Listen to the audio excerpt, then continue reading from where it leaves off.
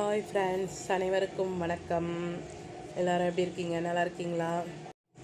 நாம் எல்லோரும் எங்கே வந்திருக்கோம் அப்படின்னு பார்த்தா, அதாவது சூரிய பகவானே சிவனை வழிபட்ட ஸ்தலமான ஞாயிறு கோயில், அதற்கு தான் வந்திருக்கோம். அதாவது கோயம்பேட்டிலிருந்து 30 கிலோமீட்டரில் இருக்க திருவள்ளூர் மாவட்டம், அதுலேருந்தும் வந்தால் செங்குன்றம் வரும். செங்குன்றத்துலேருந்து ஒரு 10 கிலோமீட்டர் தூரத்தில் இந்த ஞாயிறு கோயில்ன்றது இருக்குது. இந்த கோயில் 1500 வருட பழமை வாய்ந்த கோயிலாக கருதப்படுகிறது. இந்த கோயிலுடைய ராஜ கோபுரம் 50 அடி உயரமுள்ள அற்புத வேலைப்பாடுகள், புராதன காட்சிகள் மற்றும் சித்தரிக்கப்பட்டு பல வண்ணங்களில் அலங்கரிக்கப்பட்டு அழகாக அற்புதமான காட்சியோடு அந்த கோபுரம் இருக்குது. அதற்கு தான் நம்ம வந்திருக்கோம். இந்த கோயில் சோழ மன்னர்களால் கட்டப்பட்ட ஒரு திருக்கோயில். இந்த கோயிலின் பின்புறம் அதாவது சேர மன்னர்கள், பல்லவ மன்னர்கள், விஜயநகர பேரரசுகளால் திருப்பணிகள் செய்யப்பட்டு வழிபடக்கூடிய பழமையான தொன்மை வாய்ந்த கோயில் இது. இந்த கோயிலில் அதாவது தலவிருட்ச மரமாக நாகலிங்க மரம் இருக்குது ஒன்று. அது தலவிருட்ச மரமாக இங்கே போற்றப்படுகிறது. இந்த கோயில் அம்பாள் ஸ்வர்ணாம்பிகை உடனாகிய புஷ்பரதேஸ்வரர் ஆலயம். அதாவது 2 பேர் ஒரு கல்யாண கோலத்தில் இருக்கிற இந்த ஆலயம் இது. இந்த கோயிலை பற்றி சில தெரிஞ்ச ஒரு வரலாற்றை உங்களுக்கு சொல்கிறேன், நீங்களும் தெரிஞ்சுக்கோங்க. அதாவது முன்காலத்தில் தேவலோகத்தின் பிரதான சிற்பியான விஸ்வகர்மாவின் மகள் சமத்தின்யா அப்படின்ற அவளுடைய மகள் பேர். அவங்கள சூரிய பகவான் திருமணம் செஞ்சுக்கிறாரு. அவர் சமத்தின்யாவை விஸ்வகர்மாவுடைய மகளை திருமணம் செஞ்சுக்கிறாரு. ஆனால் அவங்க அந்த சமத்தியன்யாவுக்கு சூரிய பகவானுடைய வெப்ப சூடு தாங்க முடியாமல் அவங்க கூட வாழ முடியல. அவங்களுக்கு வெப்ப சூடு காரணமாக அவங்கள வாழ முடியல அப்படின்னு சொல்லிட்டு தன்னுடைய நிழலை தன்னை போலே வடிவமைத்து அதற்கு சாயா அப்படின்னு பேர் வச்சுட்டு அவங்க தந்தை வீட்டுக்கே போயிட்டார். அந்த விஸ்வகர்மா அவருடைய வீட்டுக்கே போயிட்டாங்க. இந்த தகவலை யமதர்மன் மூலமாக தெரிஞ்சுக்கிட்டு சூரிய பகவான் தன் மனைவியை அழைச்சிட்டு வர்றதுக்காக புறப்பட்டு கிளம்புறாரு. கிளம்பும்போது அதுக்கு முன்னாடி சிவபெருமானை மனமுருகி வழிபடுறதுக்காக வானத்தில் வராரு. வந்தோன்னே அப்போ அங்கே ஒரு ஜோதி ஒன்று உருவாகி நகர்ந்துகிட்டே தான் அது பின்னாடியே அவரும் போகிறாரு. அந்த ஜோதி நகர்ந்துக்கிட்டே போய் அந்த ஜோதி என்னென்னா, இந்த கோயிலில் உள்ள ஒரு குளத்தில் தாமரை தடாகத்தில் விழுந்து ஐக்கியமானதாம். அந்த தாமரை தடாகத்தில் விழுந்து ஐக்கியமானோன்னும் அதுக்கு தாமரை தடாகத்தில் விழுந்த ஜோதி சுயம்புலிங்கமாக அவருக்கு விஸ்வகர்மா காட்சி தந்து அவரும் வழிபடுறாரு அந்த சுயம்புலிங்கத்தை. அதோடு அவங்க அந்த சிவபெருமானும் சமத்தின்யாவை அவருடைய சூரிய பகவானுடைய மனைவியை சேர்ந்து வாழுங்க அப்படின்னு சொல்லி சேர்த்து வச்சு மகிழ்ச்சியாக வாழணும் அப்படின்னு அருள் செய்கிறாரு அதற்கு சூரிய பகவானுக்கு. அப்புறம் சூரிய பகவானும் வேண்டிக்கிறாரு, நீங்கள் இந்த தாமரை மலர்லேயே நாங்கள் பூஜிக்கிற வண்ணமாக நீங்கள் இந்த லிங்க வடிவமாகவே இங்கே இருங்க, நான் உங்களை எப்பயும் தொழுவுறேன் அப்படின்னு சொல்லிட்டு தொழுது கொள்கிறேன் அப்படின்னு சொல்லும்போது சரி, அவருடைய பேச்சுக்கிணங்க அவர் அந்த தடாகத்திலே லிங்க வடிவமாக இருந்துடுறாராம். அந்த சூரிய பகவான் பூஜித்த லிங்கம் மலருக்குள்ளேயே இருந்து சுயம்பு லிங்கமாக எல்லாருமே பூஜிக்கிற மாதிரி அந்த லிங்கமாகவே அந்த தாமரைக்குள்ளே இருந்தது. ஒரு நாள் அந்த வழியாக குதிரையில் சோழராஜா கொண்டிருக்கிறார். அப்போ குளத்தின் நடுவில் அந்த ஒரு தாமரை மலர் மட்டும் ரொம்ப பிரகாசமாக அவருக்கு தெரிஞ்சுது. அப்போ அது அழகாக இருக்குதே, அந்த தாமரை மலர் பிரகாசமாக இருக்கே அப்படின்னு அவருக்கு அந்த மனசுக்குள்ளே அதை பறிக்கணும் அப்படின்ற எண்ணம் வருது. அது எண்ணம் வரும்போது அவர் போய் பறிக்கிறதுக்காக போகிறாரு. அப்போ அந்த மலர் எட்டி எட்டி போகுது. தள்ளி தள்ளி போனோன்னு என்ன இந்த இதை பறிக்க முடியலையே அப்படின்னு அவர் கோவம் வந்துருச்சு. கோவம் வந்து என்ன செய்கிறாரு, கத்தியை வச்சு நம்ம வெட்டி எடுத்துடலாம் அப்படின்னு சொல்லிட்டு அப்போ வந்து கத்தியை வச்சு வெட்டுறாரு அந்த மலர் மேலே வெட்டோன்னா அதுக்குள்ளே தான் நம்ம சுயம்புலிங்கமாக சிவபெருமான் இருக்கனால அவர் தலையில் பட்டு அது வந்து அப்படியே ரத்தமாக ஆகி அந்த குளமே வந்து சிகப்பு நிறமாகவும் மாறிச்சான். அப்போ வந்து அந்த ராஜாவுக்கும் அப்படி பண்ணனால அவருக்கு வந்து கண்ணு தெரியாமல் வேற போயிடுச்சு. அவருக்கு அந்த சோழ ராஜாவுக்கு கண்ணு வந்து தெரியாமல் போயிடுச்சு. அந்த சோழ ராஜாவும் கஷ்டப்பட்டு கண்ணு தெரியாமல் இருந்துகிட்டு இருக்கும்போது அவருடைய கனவுல வந்து ஒரு நாள் வந்து சிவபெருமான் வந்து எனக்கு வந்து இந்த குளத்து அருகிலே வந்து கோயில் கட்டு அப்படின்னு சொல்லி அவருடைய கனவுல வந்து வந்துச்சான். உடனே சோழராஜாவும் அந்த கோயிலை கட்டி முடிக்கணும் அப்படின்னு சொல்லிட்டு பிரயாசப்பட்டு அதையும் நல்லா கட்டி முடிச்சுட்டாராம். அதே மாதிரி அவருக்கும் வந்து கண்ணும் தெரிய ஆரம்பிச்சிச்சான். அந்த சோழராஜாவுக்கும் கண்ணு தெரிஞ்ச பிறகு அந்த சோழராஜாவும் அந்த லிங்கத்தை வந்து வழிபட்டார்.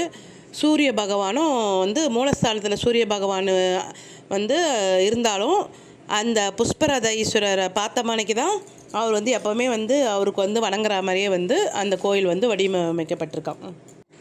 அந்த சூரிய பகவானும் எப்போவுமே வந்து அந்த புஷ்பரத ஈஸ்வரரை வந்து பார்த்த மணிக்கும் எதிரில் பூஜித்த மணிக்கே தான் அந்த கோயில் வந்து அமைக்கப்பட்டிருக்குது. இங்கே வந்து இந்த சூரிய பகவான் வந்து அதாவது சித்திரை 1 முதல்ல 7 நாள் இந்த புஷ்பரதேஸ்வரர் மேலே வந்து அந்த சூரிய ஒளி வந்து படுமா.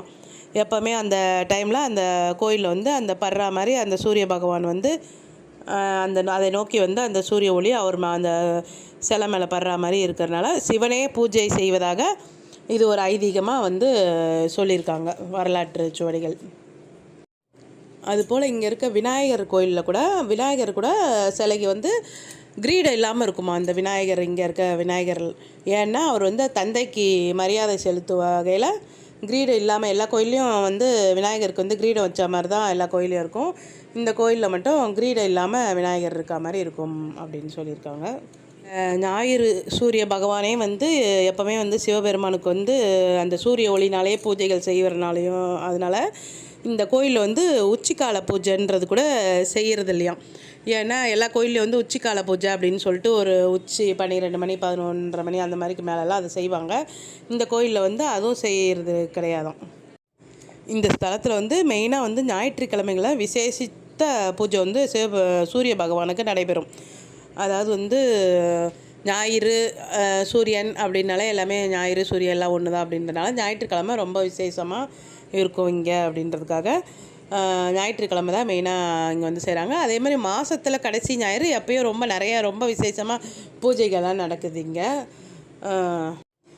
அதுபோல் இந்த சூரிய பகவானுக்கு வந்து இந்த ஸ்தலத்தில் வந்து கும்பிட்டால் அதாவது சூரியன் என்கிறது வந்து ஒரு அதிகாரப்பூர்வமான ஒரு பகவான்றனால அரசாங்க உத்தியோகம் அரசாங்க வேலைவாய்ப்பு வந்து அதிகமாக கிடைக்குமா இங்கே.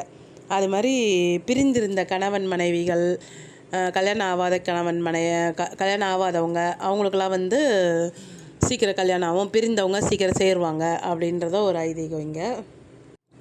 இங்கே எப்படி சாமி கும்பிட்றாங்க அப்படின்னா அதாவது தலைவாழை இலையில் வந்து சூரிய உதய ஆகும்போது வந்து தானியம் சூரியனுக்கு ஏற்ற தானியம் வந்து கோதுமை அந்த தலைவாழை இலையில் வந்து கோதுமையை பரப்பி தேங்காய் உடைத்து நெய் தீபம் ஏற்றி நம்ம வந்து நினைத்த வந்து எதையாவது நினச்சி நம்ம வந்து வழிபட்டால் அந்த நினைத்த காரியம் நமக்கு கிட்டும் அப்படிங்கிறதும் ஐதீகம். அதுபோல் இந்த கோயிலுக்கு வந்தால் எல்லா கிரக தோஷங்களுமே வந்து போகும். அதனால் இந்த கோயில் வந்து கிரகங்களுக்கு வந்து தலைமையிடமாகவே இருக்குது அப்படிங்கிறதுனால இங்கே வந்து நவகிரக சன்னதி கூட கிடையாதாம். அதாவது நவகிரகம் வேறு எல்லா கோயிலையும் நவகிரகங்கள் மெயினாக வைப்பாங்க பெரிய கோயில் அப்படின்னாலே இங்கே வந்து நவகிரக சன்னதியே வந்து இல்லை. ஏன்னா இந்த சூரிய பகவான் கோயில் இந்த புஷ்பரத ஈஸ்வரர் கோயிலுக்குன்னு சுற்றி வந்தாலே வந்து நம்மளுடைய கிரக தோஷங்கள் எல்லா சாபக்கட்டுகள் எது இருந்தாலுமே வந்து அதற்கு வழிபட்ட முறை மாதிரி அதாவது சிகப்பு வஸ்திரம் அணிந்து கோதுமை வாழை இலையில் வந்து கோதுமையை பரப்பி வஸ்திரம் வந்து நம்மளும் அணியலாம், சாமிக்கும் அதை வந்து அணிவிச்சோம் அதை வந்து வணங்கினா வந்து நம்ம நினச்ச காரியம் வந்து விளக்கேற்றி நெய் தீபம் ஏற்றி விளக்கேற்றினா நம்முடைய ஜென்ம சாபங்கள் கூட போகுது அப்படின்னு ஒரு ஐதீகமாக சொல்கிறாங்க. அதனால் அந்த நேரம் வந்து ஞாயிற்றுக்கிழமைகளில் வந்து நிறைய பேர் வந்து சிவப்பு கலர் ட்ரெஸ் போட்டும் அந்த சாமிக்கும் சிவப்பு கலர் துணி அணிவித்து அந்த வாழையில் போட்டு கோதுமையில் வந்து நெய் தீபம் நிறைய பேர் ஏற்றிக்கிட்டு இருக்காங்க. அந்த மாதிரி ஏற்றுனா நல்லது அப்படின்னு சொல்லி எல்லாருமே ஏற்றுறாங்க. அந்த அளவுக்கு இது வந்து ஒரு பரிகார ஸ்தலமாக காட்சியளிக்கிறது. அதனால் இங்கே வந்து எந்த பரிகாரம்னாலும் வந்து நிவர்த்தி ஆகும் அப்படின்றதுக்காக இங்கே வந்து இந்த பரிகாரத்தை செஞ்சாலே போதும், அந்த கோதுமையில் வந்து நெய் விளக்கு ஏற்றினாலே எல்லா சாபங்களுமே நீங்கும் அப்படின்றதுக்காக நிறைய பேர் வந்து இது மாதிரி செய்கிறாங்க. இந்த கோயிலில் பார்த்திங்கன்னா யோக தட்சிணாமூர்த்தி, காலபைரவர், கமல விநாயகர், வள்ளி தெய்வானையோடு சுப்பிரமணிய சுவாமி, காசி விஸ்வநாதர், காந்த மகரிஷி அப்படின்னு அப்படி எல்லா சிலைகளுமே வந்து இங்கே இருக்கிறது.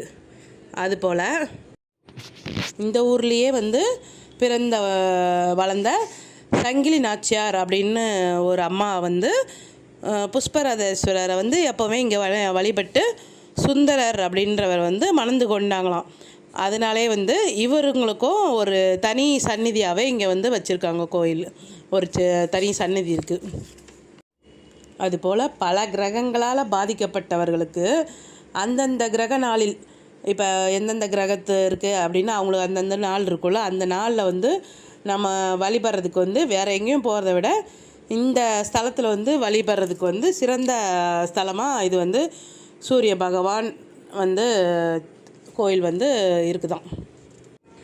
அதுபோல் சூரிய பகவானும் சமத்தின்யாவும் இணைந்ததால் கூட இது வந்து அவங்க வந்து புஷ்பரதேஸ்வரர் வந்து வணங்கி பூஜித்துனால அவரை வந்து சேர்த்து வச்சு வணங்கினாங்க அப்படின்றனால இங்கே வந்து பிரிந்த கணவன் மனைவிகள், திருமணமாகாதவர்களுக்கெல்லாம் வந்து இங்கே வந்து வழிபட்டால் உடனே வந்து பிரிந்தவங்களும் சேர்ந்துருவாங்க, திருமணமாகாதவர்களுக்கும் திருமணம் ஆகும் அப்படின்றது வந்து ஐதீகமாக இங்கே நிறைய பேர் வந்து அந்த ஒரு சாங்கியத்தையும் சரி வழிபடுறதையும் சரி செய்கிறாங்க அப்படின்னு இருக்குது.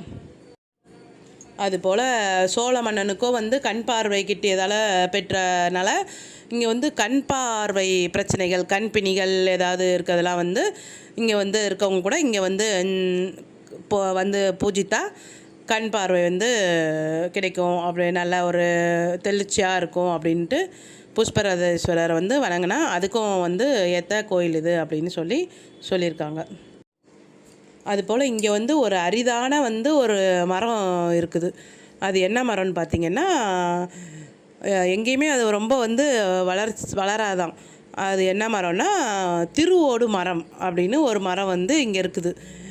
அதாவது இங்கே வந்து சன்னியாசிகள்லாம் கூட அந்த காலத்தில் வச்சுருக்க திருவோடு மரம் அப்படின்றது வந்து இங்கே வந்து செழிப்பாக வளருதான். அந்த மரம், அந்த மரத்தில் வந்து திருவோடு செய்கிறாங்க. அந்த மரத்தில் காய்க்கிற காயை தான் எடுத்து திருவோடு செய்கிறாங்களாம். அதாவது அந்த திருவோட்டில் என்ன விசேஷம் அப்படின்னு பார்த்தா, அதாவது திருவோட்டில் வந்து வைக்கிற பொருள் எதுவுமே வந்து கெட்டு போவாதான். அந்த மாதிரி கெட்டு போகாது. அதே மாதிரி அதில் போட்டு சாப்பிட்டா நோயும் எதுவும் அண்டாதான். அதனால தான் வந்து சன்னியாசிங்கெல்லாம் வந்து அதில் தான் எப்போவுமே சாப்பிட்றது எதுனாலும் வந்து செய்கிறாங்க அப்படின்றது போல். அதனால் அதில் வந்து சாப்பிட்றதுனால வந்து நோயும் அண்டாதான், அதில் போட்டு வைக்கிறதுனால கெட்டும் போகாதான். அந்த அளவுக்கு திருவோட்டுக்கு வந்து அந்த மகிமை இருக்கான். அது வந்து அந்த மரமும் இங்கே இருக்குது அப்படின்றனால அது வந்து ரொம்பவும் வந்து சிறந்த கோயிலாக இது வந்து போற்றப்படுகிறது. இந்த கோயிலுக்கு வந்து பெருவாரியான மக்கள் பாருங்கள் எவ்வளோ கூட்டம் இருக்குது பார்த்திங்களா. அது மாதிரி அவ்வளோ கூட்டமாக வருது இன்றைக்கி. அதுவும் இல்லாமல் இன்றைக்கே கம்மி. அதாவது வந்து இந்த கோயிலில் வந்து கடைசி ஞாயிறுன்றது வந்து இன்னும் விசேஷமாக இருக்குமா எப்போவுமே மாதம். இது வந்து ஃபஸ்ட்டு மாதன்றனால இது கம்மியாக தான் இருக்குது. இன்னும் கடைசி ஞாயிற்றுக்கிழமை அப்படின்னா இன்னும் கூட்டமாக இருக்கும். அதுபோல் வந்து இங்கே வந்து அபிஷேகம் பண்ணுறது, அர்ச்சனை பண்ணுறது எல்லாம் பண்ணிவிட்டு அன்னதானமும் கொடுக்குறாங்க. தயிர் சாதம், புளி சாதம், சாம்பார் சாதம்ன்ட்டு அன்னதானமும் எப்பயும் இங்கே ஏதாவது ஒரு அன்னதானம் வந்து கொடுத்து கொண்டே தான் இருக்காங்க. அதுக்கு பாருங்கள் ஆண்கள் பெண்கள் எல்லாமே வந்து பக்தர்கள் வந்து எல்லாமே நின்று அதை பொறுமையாகவே வந்து லைனில் நின்று வாங்கி அதை சாப்பிட்டு போனால் நமக்கு வந்து நல்லது அப்படின்னு சொல்லிட்டு எல்லாமே பொறுமையாகவே நின்று அதை வந்து வாங்கிட்டு சாப்பிட்றாங்க. இந்த திருத்தலத்தில் வந்து காலை 7 மணி முதல் 11 மணி வரையிலும் மாலை 4 மணிலேருந்து 7-8 மணி வரைக்குமே வந்து நாள்தோறுமே வந்து எல்லா பக்தர்களுமே வந்து தரிசனம் செய்ய வராங்க. எல்லாருமே வாங்க. இது வரைக்கும் வந்து இதோடைய வரலாற்று சிறப்பை வந்து நான் கொஞ்சம் எனக்கு தெரிஞ்ச வரைக்கும் சொல்லியிருக்கேன். நாங்களும் போனோம், அந்த கோயிலுக்கு போயிருக்கும்போது வந்து நல்லா கூட்டம். எல்லாருமே வந்து அந்த கோதுமையில் விளக்கேற்றுறது, இந்த செந்தாமரை குளம், இதுதான் வந்து அந்த செந்தாமரை குளத்தில் புஷ்பரத ஈஸ்வரர் வந்து அந்த புஷ்பத்தில் வந்து ஈஸ்வரராக வழுந்தறி இருக்கார். அதனால் இதை வந்து ஆனால் கேட்டு போட்டு மூடி வச்சுருக்காங்க. ஏன்னா வந்து எல்லோரும் வந்து அதை உழப்பிடுறாங்க அப்படின்னு சொல்லிட்டு அது வந்து கேட்டு போட்டு மூடி வச்சுருந்தாங்க. அதை பார்த்துட்டு ஆனால் சுற்றி கோயிலை சுற்றியுமே வந்து இந்த மாதிரி சிவசிவாய அப்படின்னு போட்டு ஓம் நம சிவாய அப்படின்னு போடுற வாசகங்கள், அப்புறம் லிங்கம், அந்த நந்தி எல்லாம் வரைஞ்சியும் மேலேயும் அதே மாதிரி நந்தி சிலை அதெல்லாம் வந்து வச்சு கோயிலை சுற்றி வச்சுருந்தாங்க.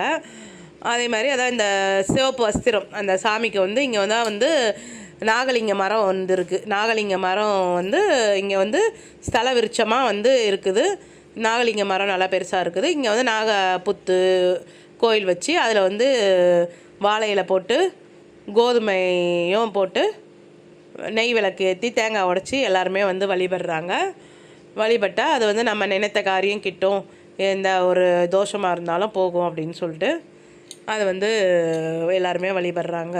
வந்து கோதுமை ஏன் பரப்பி வச்சுட்டு அதில் விளக்கேற்றுறாங்க அப்படின்னு கேட்டதுக்கு, அதான் கோதுமை ஞாயிறுக்கு கோயில் சூரிய பகவானுக்கு வந்து கோதுமை தானியத்தில் வந்து அவருக்கு சிறந்த தானியம் அப்படின்றனால அந்த கோதுமையை மூலமாக அவருக்கு வந்து பூஜிக்கிற மாதிரி அதை சொல்கிற வகையில் வந்து கோதுமையை பரப்பி வச்சு அதில் வந்து நெய் தீபம் மேலே வச்சு ஏற்றுறாங்க எல்லாருமே. அந்த விளக்கில் பாருங்கள், எல்லாமே வந்து கோதுமையை கீழே போட்டு அது மேலே வந்து விளக்கேற்றி வச்சுருக்காங்க. அதுதான் வந்து நம்ம நினச்ச அதை மாதிரி விளக்கேற்றும் போது நம்ம நினச்சிக்கிட்டு ஏற்றும் போது வந்து அந்த நினச்ச காரியம் நடக்கும் அப்படின்ற ஐதீகத்துக்கு ஏற்ற மாதிரி எல்லாருமே செஞ்சிகிட்ருக்காங்க. இதுக்கு வந்து பஸ்ஸு ரூட்டு அப்படின்லாம் பார்த்திங்கன்னா கோயம்பேட்டிலேருந்தும் வந்து ஞாயிறு அப்படின்னு சொல்லிட்டு போகுது பஸ்ஸு. அந்த பஸ்ஸில் ஏறினா நேராக வந்து இங்கே ஞாயிறு கோயில் வாசல்லே வந்து இறக்கிடுறாங்க. அது ஈஸியான ஒரு வழி தான் கோயம்பேட்டிலேருந்து வர்றதும். அதுக்கும் மீறி கிடைக்காதவங்க செங்குன்றம் வரைக்கும் ரெடில்ஸ் அப்படின்ற ஒரு ஊருக்கு வந்து அது வரைக்கும் வந்துட்டு கூட அங்கேருந்து ஒரு 10 கிலோமீட்டர் தான், அங்கேருந்து ஒரு பஸ்ஸு ஞாயிறு போகிற பஸ்ஸுன்ட்டு வந்தால் அது நிறையா பஸ் கிடைக்கும். அங்கேருந்து 10 கிலோமீட்டர் தான், அதனால் அங்கேருந்தும் வந்து பஸ் ஏறிக்கலாம்.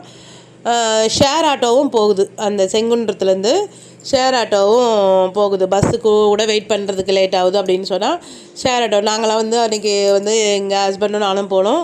அங்கே வந்து ஷேர் ஆட்டோவில் தான் வந்து போனோம். அங்கே ஏன்னா பஸ்ஸுக்கு வர கொஞ்சம் லேட் ஆகிட்டு இருந்தது. சரி அப்போ லேட் ஆகுது அப்படின்னோன்னா அங்கே வந்து ஷேர் ஆட்டோ ஒரு ஆட்டோவுக்கு வந்து ஒரு 8 பேர் அப்படின்னு ஏற்றுனா 50 ரூபா ஒரு ஆளுக்கு. அது வந்து பரவாயில்ல அப்படின்னு சொல்லிட்டு நாங்கள் வந்து உடனே வந்துடுறோம் அப்படி கோயிலுக்கு அப்படின்னு சொல்லிட்டு அன்றைக்கி ஏறி வந்தோம். அது மாதிரி ஷேர் ஆட்டோ வசதியும் இப்போ இருக்குது. அதனால் எப்படினாலும் வர்றதுக்கும் இந்த கோயிலுக்கு வந்து வர்றதுக்கு எல்லாருக்குமே வந்து வசதி நல்லா இருக்குது.